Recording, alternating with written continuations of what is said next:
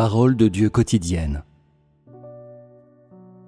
La principale condition de la croyance de l'homme en Dieu, c'est qu'il ait un cœur honnête, se dévoue totalement et obéisse véritablement. Ce qui est plus difficile pour l'homme, c'est de donner toute sa vie en échange de la vraie croyance, à travers laquelle il peut acquérir toute la vérité et remplir son devoir en tant que créature de Dieu. C'est ce qui est inaccessible à ceux qui échouent et est encore plus inaccessible à ceux qui ne peuvent pas trouver Christ. Parce que l'homme n'est pas doué pour se dévouer entièrement à Dieu, parce que l'homme n'est pas disposé à faire son devoir envers le Créateur, parce que l'homme a vu la vérité, mais l'évite et choisit son propre chemin, parce que l'homme cherche toujours en suivant le chemin de ceux qui ont échoué. Parce que l'homme défie toujours le ciel, l'homme échoue donc toujours, est toujours séduit par la ruse de Satan et est pris dans son propre filet.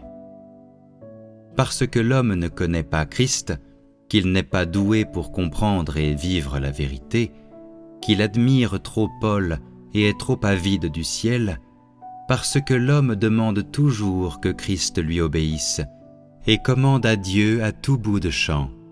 Ainsi ces grandes figures et ceux qui ont connu les vicissitudes du monde sont toujours des mortels et meurent encore du châtiment de Dieu. Tout ce que je peux dire de ces gens, c'est qu'ils connaissent une mort tragique et que la conséquence pour eux, leur mort, n'est pas sans justification. Leur échec n'est-il pas encore plus intolérable pour la loi du ciel ? La vérité vient du monde des hommes, mais la vérité parmi les hommes est transmise par Christ. Elle provient de Christ, c'est-à-dire de Dieu lui-même, et ce n'est pas quelque chose dont les hommes sont capables. Pourtant, Christ ne procure que la vérité. Il ne vient pas pour statuer si l'homme réussira dans sa quête de la vérité. Ainsi, il en résulte que le succès ou l'échec dans la vérité dépend de la quête de l'homme. Le succès ou l'échec de l'homme dans la vérité n'a jamais rien eu à voir avec Christ, mais reste au contraire déterminé par sa quête.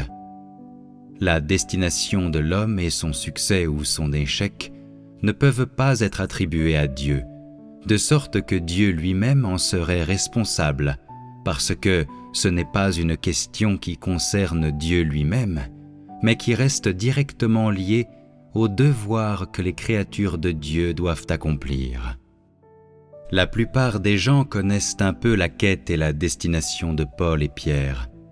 Pourtant, les gens ne connaissent que la fin de Pierre et de Paul, et ignorent le secret de la réussite de Pierre ou les faiblesses qui ont conduit à l'échec de Paul.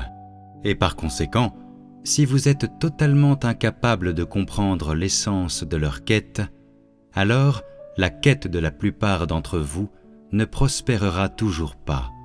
Et même si un petit nombre parmi vous devait réussir, toujours est-il qu'ils n'égaleront pas Pierre. Si tu as choisi le bon chemin dans ta quête, alors tu as un espoir de réussir.